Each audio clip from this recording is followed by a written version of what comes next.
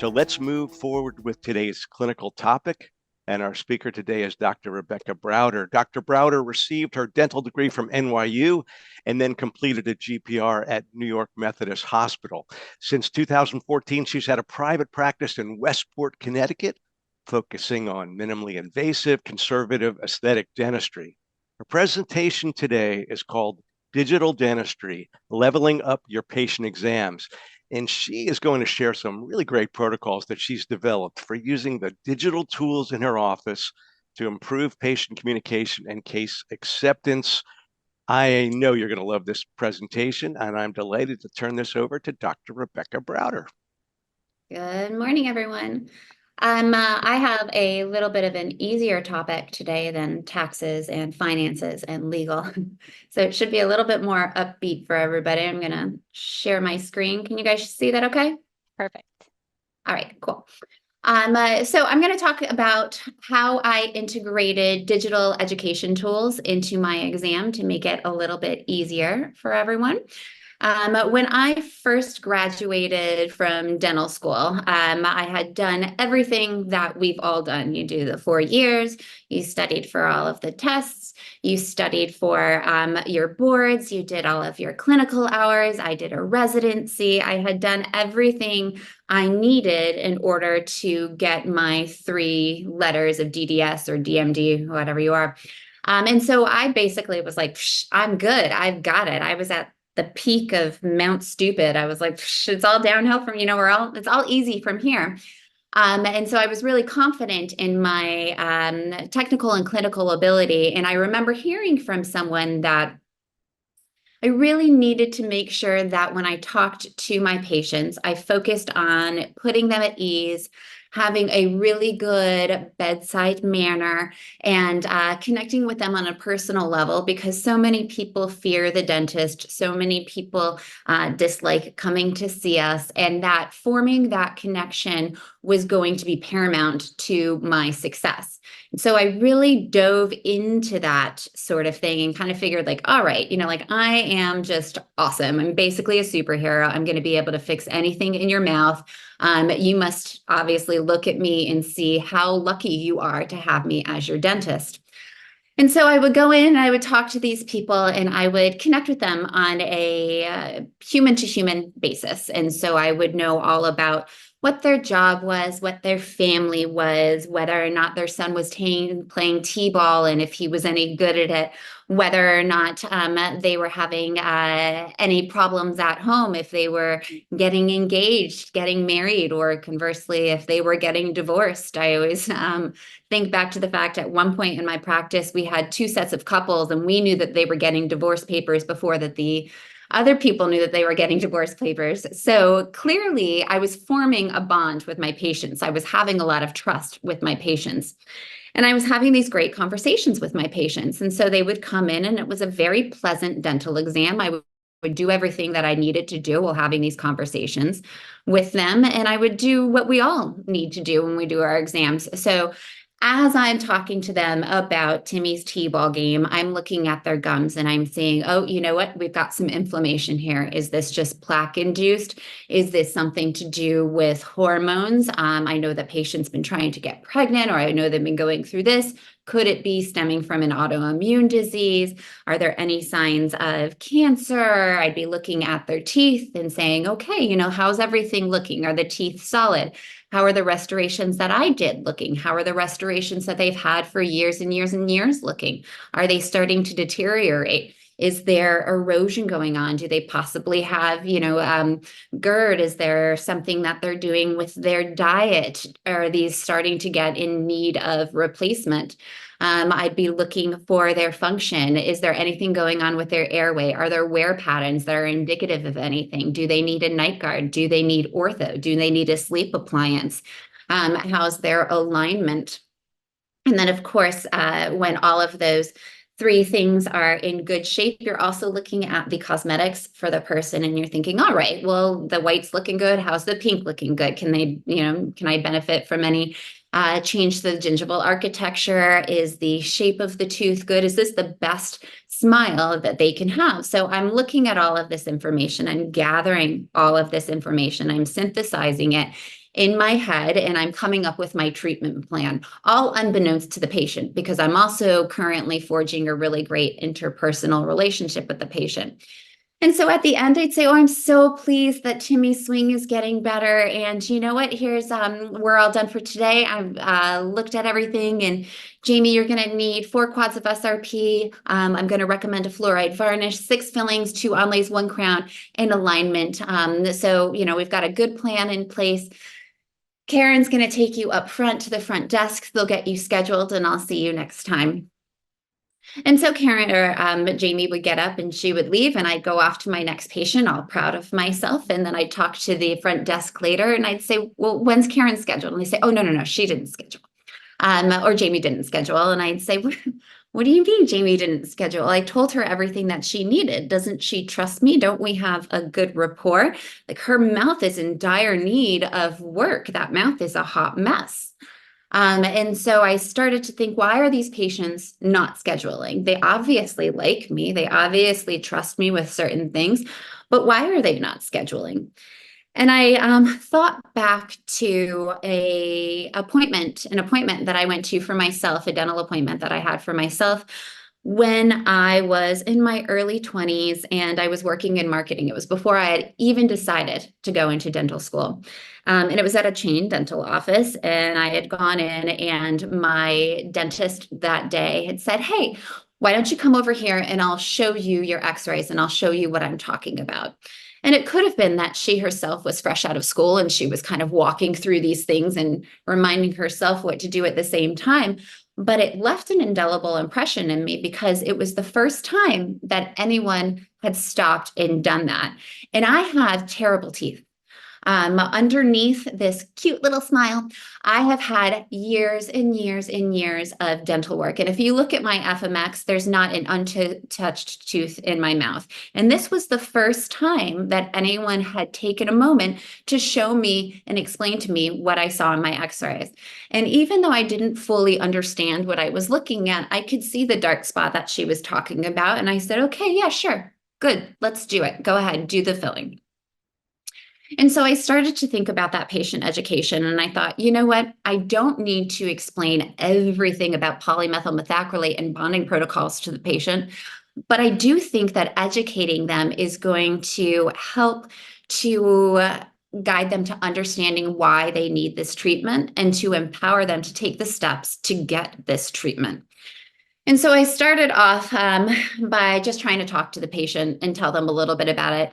And then I thought, you know what, maybe if I draw it. So I grab a piece of tray paper and I'd get my pencil out and I would start to draw the anatomy of the tooth and kind of explain what was going on. And then if I was rushed that day, these drawings weren't looking pretty good and it wasn't really conveying what I wanted to do. So then I started pantomiming and I would say, okay, this was the crown of your tooth and this is the root of your tooth and your gums are about here and they're lowering down. And that didn't really seem to get it across either. So I switched to doing some videos from Spear, which were great little cartoon videos. And I would say, this is what a crown is. And it would be really cute. And then I understood that going back to that first time when I had that experience with the dentist in my x-rays, what made it so powerful for me was that it was my x-rays. You know, a picture speaks 1,000 words, and there's no better picture to tell a patient what's going on in the mouth than their own mouth. So I started to integrate digital scanning and artificial intelligence. Now, there's lots of different scanners that you can use.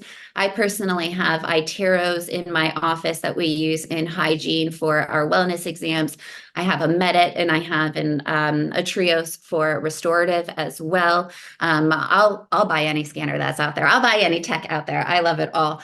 But you don't need all of those things. Any one particular scanner is going to be beneficial for you. And I also implemented an AI program to help look at our radiographs. I particularly use Overjet right now. You can also use Pearl is another one. It depends on kind of what integrates with your practice management software. And so I started using these two things and integrating them into my practice. And it was a fairly seamless integration, because both of these things, once you get over, with scanning, there's a learning curve for how to scan and getting that in there. And there's obviously also the issues with getting your team on board, which I'm going to talk about a little bit later. But after I started scanning people, my scanning ability got pretty good pretty quickly. And then with the artificial intelligence, that's really easy to implement, because you can connect that, get your IT department, or when you're onboarding the program, they will be able to connect it. It's cloud-based. So all you have to do is just make sure that you're logged in, and then usually it will connect with your own X-ray database or Dentrix, whatever you're using, and it'll cycle through every 30 to 60 seconds or so, and it'll populate up in Overjet or up in the Pearl program that you're using. So all you really have to do is have that web browser open. Now, you can use this on an iPad. You can use it on your whatever tablet you're using. You can use it just on the computers that you have. And sometimes I'll do that, and I'll say to the patient, you know what, hey, why don't you come over here? I want to show you some stuff. And so we'll have all of those things. And it was pretty easy for us to start implementing that from a patient standpoint once we got the scanning down. So my hygienists know that before they come to get me, the diagnostics have to be done. And that's pretty standard for most people. You don't come and get the dentist before you take your x-rays. So my hygienists know that we need to have our x-rays up, and we need to have any findings documented, and we need to have our most recent scan up either on the computer or on our scanner in the room before they come get me. So when I come in, I have all of this information there already. So when what a nice transition that one particular slide has. So when I have my patients in the chair, this will be what's up on the web browser for Overjet. I tend to still look at my Dentrix very quickly and look around and see, okay, what is my eye naturally guide to? What is my eye naturally attracted to? Do I see anything? And then I love Overjet, and I love having an artificial intelligence, because it makes sure that there's a second pair of eyes. And for me as a solo practitioner, that's super, super valuable, especially when I'm running late. And depending on what monitor I'm looking for, it takes a lot of those variables and just gets rid of them.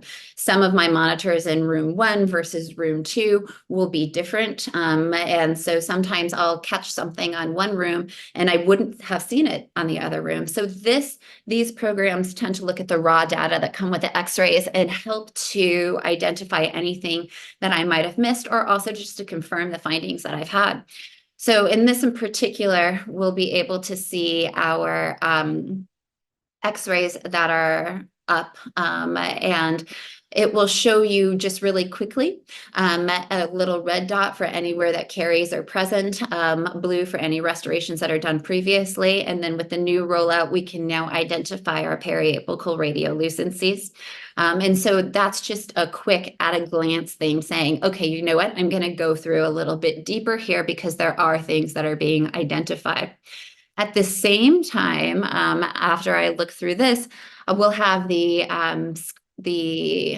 scan of the patient up on the scanner as well. It's great if you have this up on the scanner in front of the patient, because while I'm doing what I need to do, or when the patient is waiting for me and they're looking around to the room, this is something that their eye is going to gravitate toward, and they're going to instantly start to look around and think. And the first question that I always get from patients is, are my teeth really that yellow?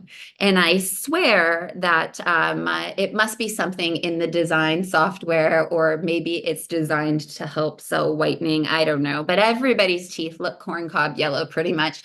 And so I always tell the patients, no, they're not that bad, But I love this question, because what it is it's beginning a dialogue with the patient. So the patient says, are my teeth really that yellow? And I'll giggle it off and I'll say, oh, well, we've got whitening for that. But That's a great point. Let's go ahead and see what else we have. Let's go ahead and have that conversation and take a deeper look at what you have in your mouth. So this is the first glimpse that I start to give them. We'll look at the mouth kind of overall. And I'll start to go through piece by piece of what we have and kind of what I'm looking at when I look at the patient and go through their exam, and I'll show them what I see.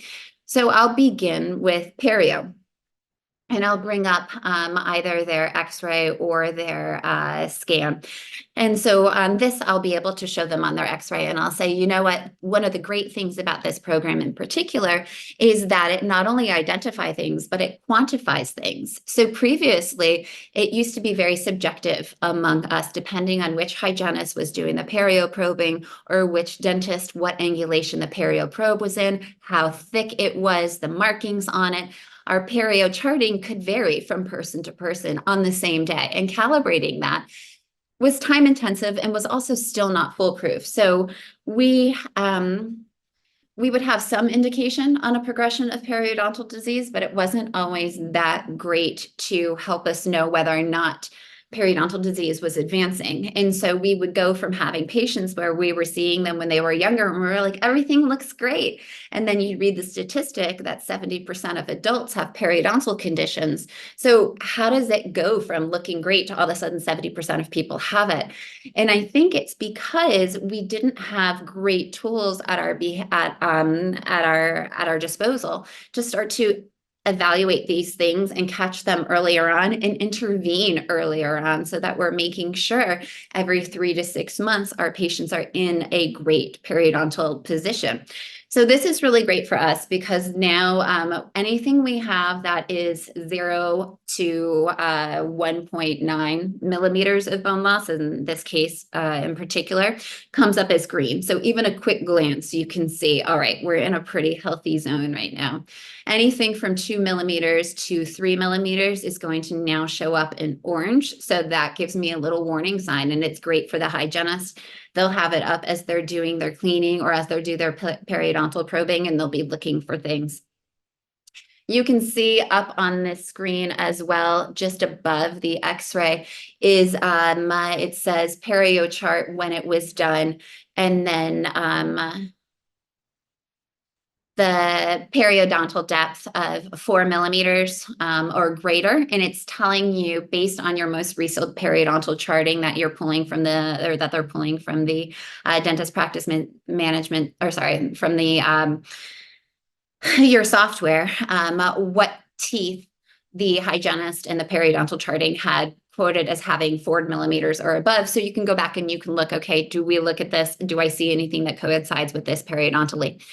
On the x-ray. So you'll see those 2 millimeters and above in the orange, and you'll say, okay, maybe we need to be a little bit more thorough here. Maybe we need to feel a little bit more for any sort of tactile calculus that might build up. Maybe we need to inform the person that they need to floss better here, get a thicker floss, have a water pick introduced, whatever it is that needs to make those kind of small changes to get that under control. And then from 3 millimeters above, you're going to see it in red. And so you're like, okay, we know we need to start intervening by doing some sort of additional, maybe non-surgical periodontal therapy, like SRP, using the LANAP, something like that, or even referring out to a periodontist.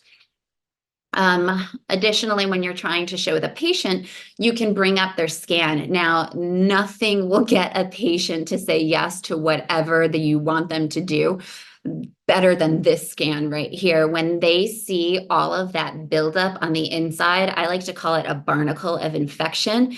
They basically are like, oh my God, get it out. Whatever you have to do now. Here's my credit card. Here's whatever you need to get it out. Get it out. I can't go home like this.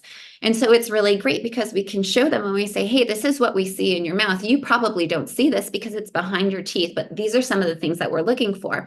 Now, this is all of the soft stuff that builds up on a daily basis, mixes with the minerals in your saliva, becomes like a little barnacle of infection. This is what leads to the progression of periodontal disease. Great news, we're going to get that all off for you. We're going to do whatever we need to do to take care of that, and we're going to give you the tools for how you need to manage it at home. And now they have this visual in their head, and that's going to come and haunt them on a daily basis. So whenever they want to skip the water pick, whenever they want to skip the flosser, they're not going to. So not only are you helping them to get that treatment acceptance that you want, but you're also educating and empowering them to take the steps they need to at home to continue on. So once we've kind of gone through the foundation of the teeth and we've looked at the periodontal condition, we'll look at the restorative and we'll start to think, okay, well, what else is going on with you? So in Overjet, we'll have any areas where there's a change in density, basically. They're looking at the grayscale is how they're figuring it out. So this isn't a tool for me to say, hey, this is active decay that's going on. This is a tool for me to say, hey, there's a change in the density of this tooth. Why is it? Is it the anatomy? Is it an abfraction? Is it decay? Anything that's within the enamel shows up as orange, and we know that we're going to treat that more conservatively, usually with a fluoride varnish or with Curodont or with an MI paste or something like that we're going to do to help to remineralize that lesion. Anything that shows up in red has broken through the enamel, and that's how I explain to my patient, hey, once it goes through this line right here, we need to get to it before it goes into the nerve right here and necessitates a root canal. This one qualifies. And even the patients don't need to know all about the layers of the teeth. They know good is green, red is bad. So they see red and they're like, okay, I get it. I see this visual. Let's go ahead and do it. When you have the intraoral scan, this is also where it really comes into play. It's super helpful here because you have, for the iTero that I use, you have NIRI, the near infrared imaging. And so that helps me to look for areas of decay or demineralization from an alternate angle. We all know that finding occlusal decay on the x-rays can be very difficult. And sometimes we will look and we'll see an area like on Overjet when I go back. If I could go back, let's see. If I were to go back to the x-ray, I would notice that over on this area, this was actually because of the angulation of the x-ray, it was annotated in orange. When I see it with this, I'm correlating with yet another bit of information, and I can say, hey, you know what? I actually see two areas here that look like they break through the enamel, and we go ahead and we get in there and we treatment plan these two for fillings, and the patient understands why, because we have this information right there for them. A little bit more of a close-up. When I actually did go in, I wanted to confirm, okay, did this really go into dentin? Was this really a necessity? So I snapped this quick intraoral photo here, and then I can show the patient again, hey, yeah, you see this darkness? This is crossed through the enamel into dentin. And this is all, again, about building that trust with that patient. And this is something that helps them with the overall experience where they take it with them and they'll bring it on and they'll talk to their friends and they'll say, hey, it was so cool. My dentist got to show me this stuff. There's always going to be patients that are like, oh, don't show that to me. I don't want to see it, doc. But for a lot of times, this has really helped to increase the treatment acceptance and the trust level with my patients. And it's something that they like to talk about because it's something that their previous dentist never did. When it goes to more elevated areas of dentistry, you know, lots of people have old silver amalgam fillings in their mouth that have treated them just fine. And if it ain't broke, don't fix it. It doesn't hurt. I'm not going to do anything about it, doc. So this patient in particular, I was able to show her, hey, you know what? You've got this really big old silver filling here.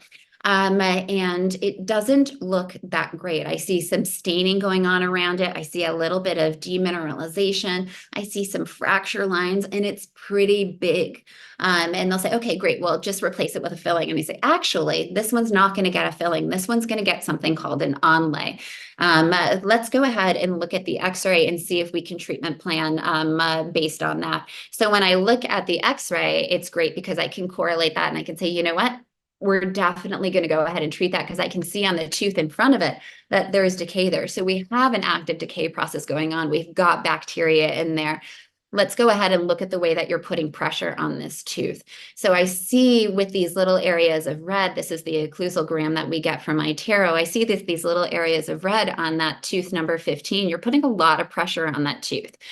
A really lot of pressure on the natural portions of the tooth, the enamel remaining. So let's go back to that tooth, the picture itself. So we've got this really big silver filling, and I am saying, hey, I want to replace this filling. Why do I want to replace this filling, and with what? I want to replace this filling because I know that there's decay going on around it. I can see that the isthmus of that filling is greater than 2 millimeters. I can see fracture lines of the residual enamel.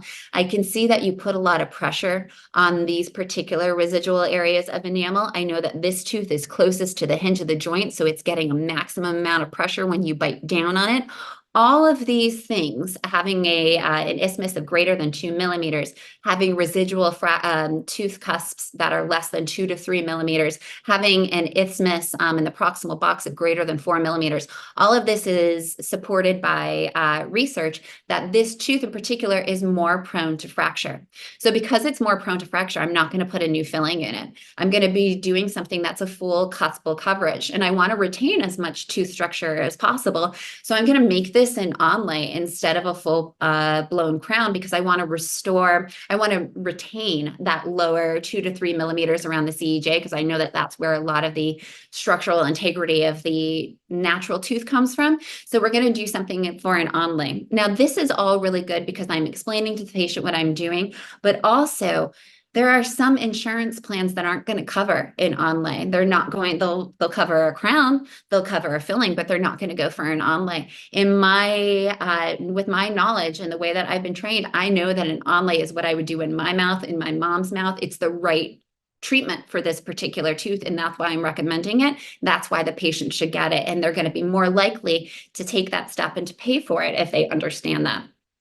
So once we go through the periodontal condition and the teeth, I'm also looking at areas of function. So when I go through, I can see, okay, so I see that she's had orthodontics. I can see that she's got this lingual wire here. It's broken. I can see that she has areas of abfraction. Those abfraction is happening because that tooth is probably lingually inclined. She's putting a lot of pressure on it. It's causing those enamel rods around the cervical to break and flex off. We should think about uprighting that with Invisalign or with orthodontics. I can see in the front here that we are getting some malpositioning of the teeth, and we're also getting some wear there. We want to take the pressure off of those teeth. Those teeth in the front are very narrow. They're going to wear more. We want to create a better relationship, better overjet and overbite in that position. So we want to consider orthodontic movement, and we want to consider alignment of the tooth.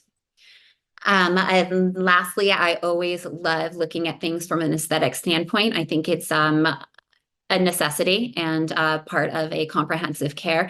And this will help for patients. This person in particular came in to see me, and I was like, you don't have any fillings that need to be done, and your gum health is pretty spot on. Your alignment's in pretty good position. And I said, but you know what? Looks like you have not great teeth proportion.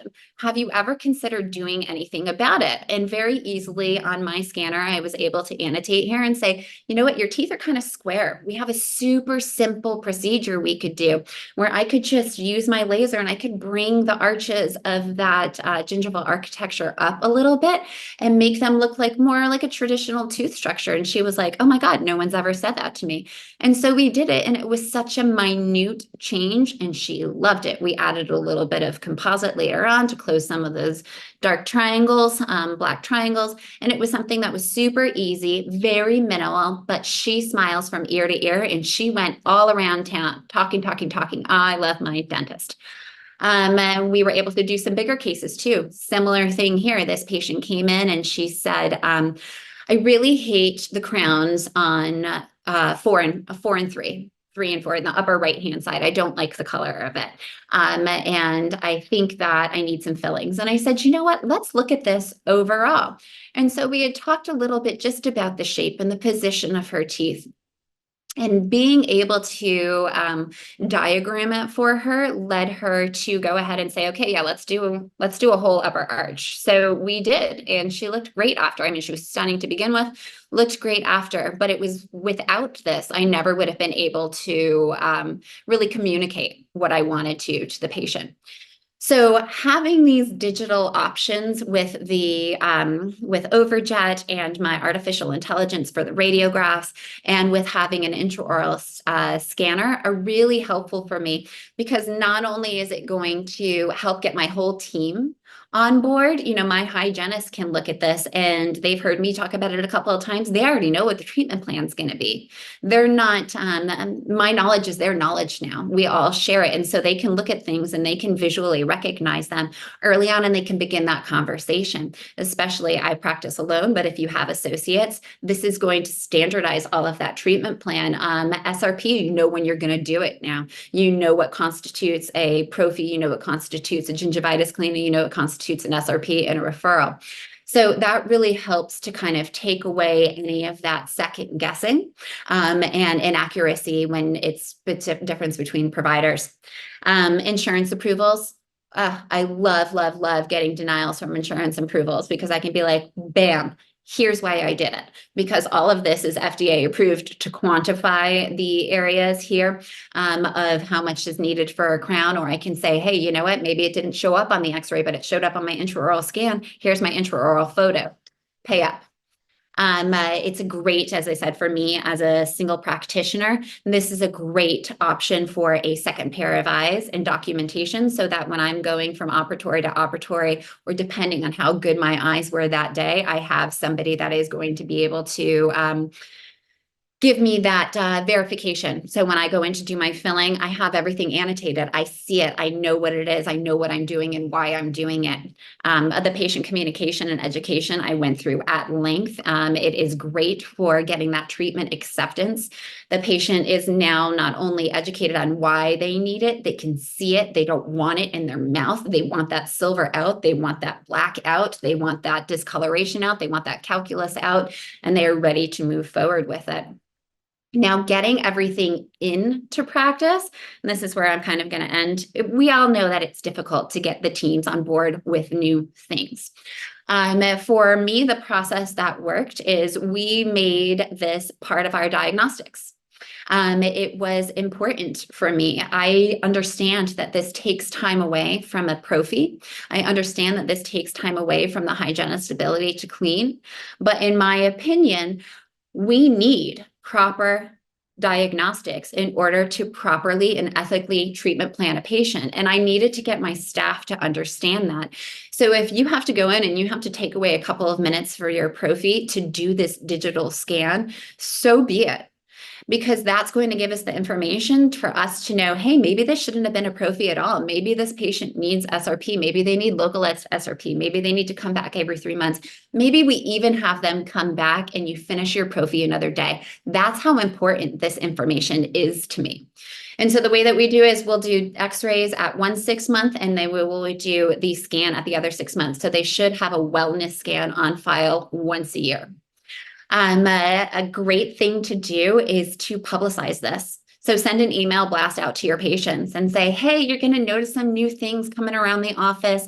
It's going to be great. We're taking our care to the next level. We have the latest in digital technology. We're going to be doing X, Y, and Z. And now your patients are going to come in and they're going to expect that. So not only are you keeping your hygienist and your staff, you're accountable to you, but now they're also accountable to patients, because the patients are going to come in and they're going to say, whoa, whoa, whoa, where's my super duper digital scan? Where's my cool annotated x-rays? So it's holding us all as an office accountable to our patients. And when in doubt, bonus. For bonuses, I like to keep these and use these sporadically. As with everybody, we get overworked. We go through different changes in our life where maybe we start to slack off a little bit. Maybe we're not doing those diagnostics as regular as we should. We can look at that and we can say, hey, you know what, we got to get back on track. So how about for today, every single person is up to diagnostics, up to date on their diagnostics, and everybody here gets a $50 bonus at the end of the day. Or, hey, we want everybody to be able to scan under 5 minutes. When you can scan under 5 minutes, you get a $100 cash bonus. The iTero also has a scan time. This doesn't need a bonus at all, but it just gives a little intra-office competitiveness.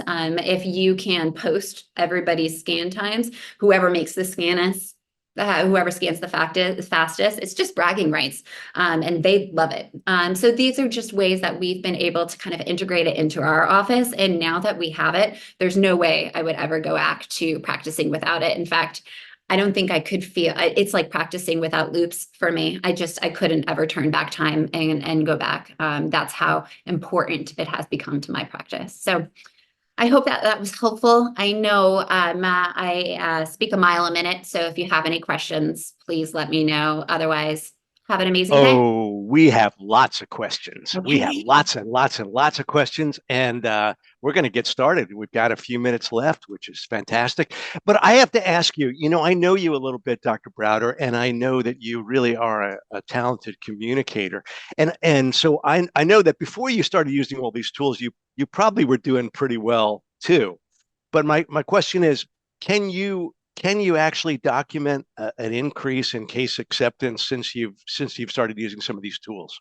Huge, huge. I'm usually pretty upfront with my numbers because I think that we need to be. And so before I was using these digital, and granted, it was COVID and I was kind of new to the practice and whatever. Before I started using these digitals, I was at about $800,000, and this year I'm at 1.6. And Excellent. I haven't I don't place all on fours. I don't do any crazy things. I've just had an increased amount of things that I diagnose. And then also an increased amount of things that are accepted by the treatment, by the patient. Great. We have a lot of very practical questions and that means that people are taking a look at what you're doing and trying to figure out how they can incorporate some of these ideas. So the first question here is, how long do you schedule for your new patient exam, including these scans? So our current protocol, and I'm actually thinking I'm going to change this. Our current protocol is that a new patient gets kind of screened on the phone. And so if they have been pretty consistently with a dentist previously, their last appointment was 6 months ago, they don't really have any questions or concerns, we'll scan them or we'll put them in for 90 minutes with hygiene.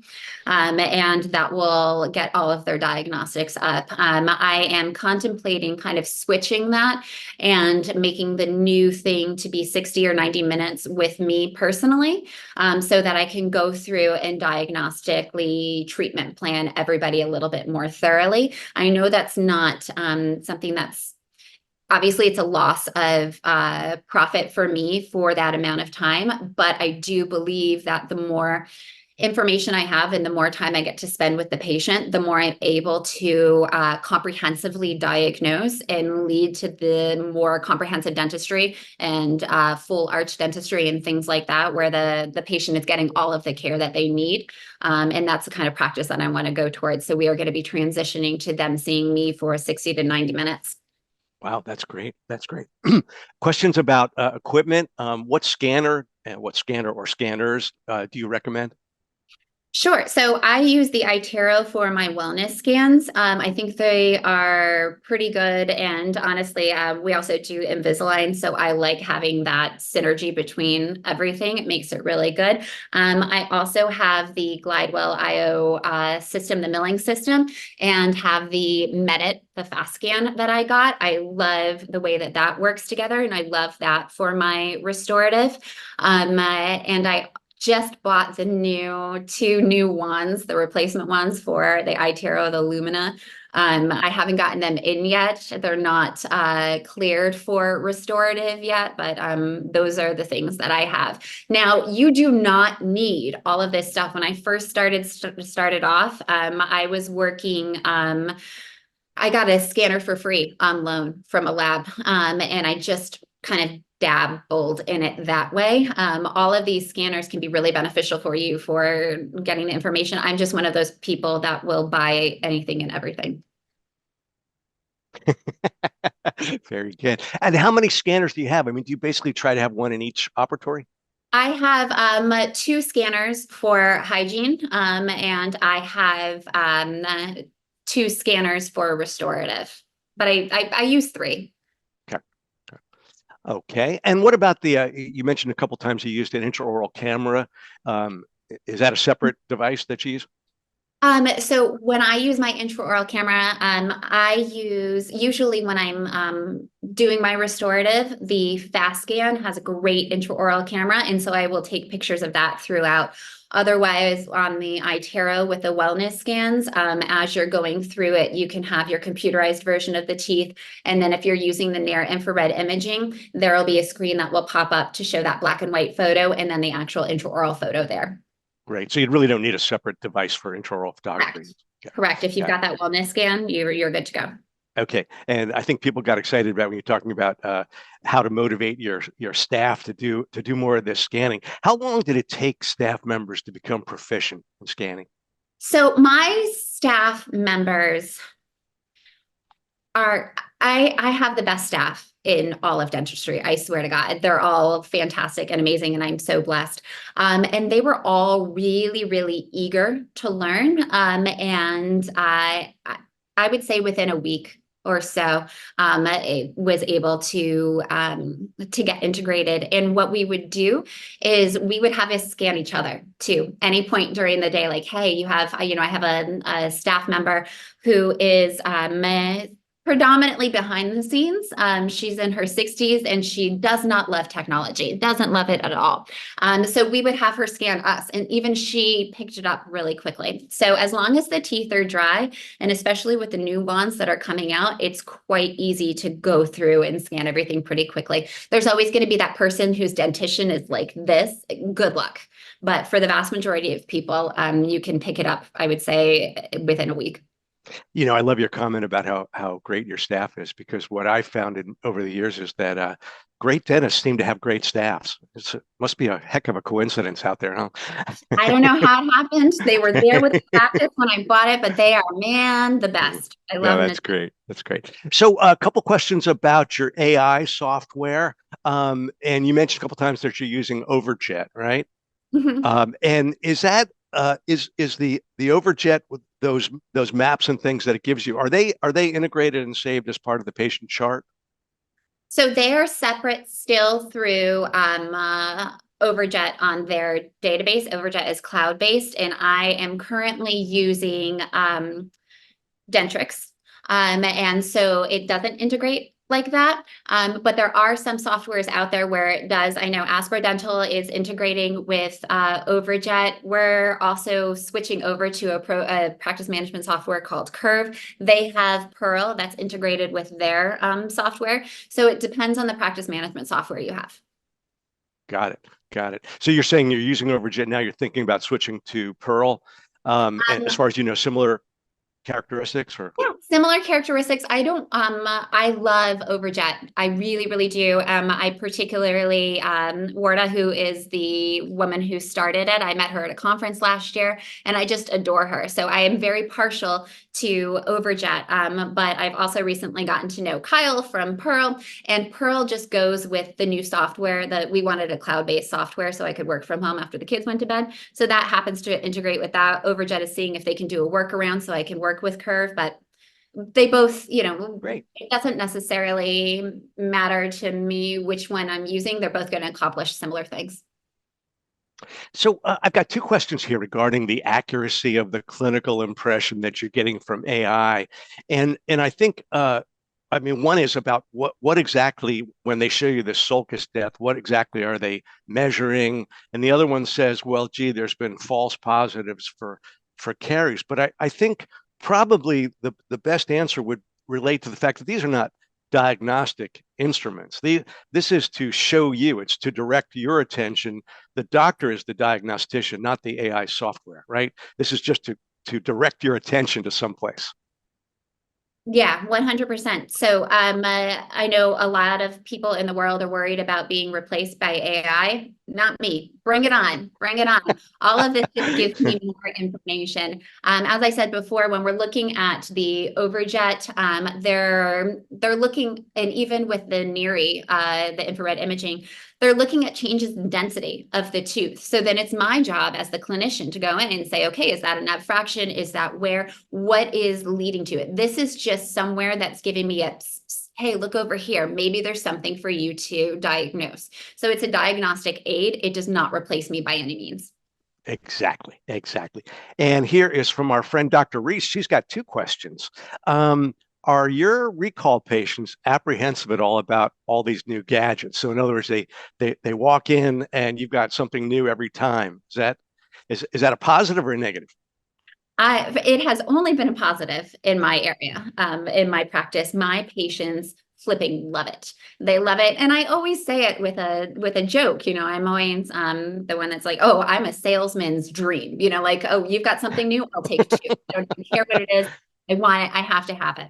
And so know that when I go through and I show them, they automatically see the value in it. They understand that this wasn't some, superfluous thing that I brought in just because I thought it looked pretty. This isn't, some people do paraffin hand waxes or something like that to add value to the practice.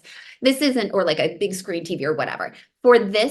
For me, I explain to them, this is necessary for me to do my job. So it might not be the practice for them. And does it drive up overall cost? Do my fees increase as I've practiced? Yeah, it does. Why? Because I'm a better dentist for it. Right. Hey, I want my patients to have all the advantages that new technology can provide them. That's why I did it. Yep.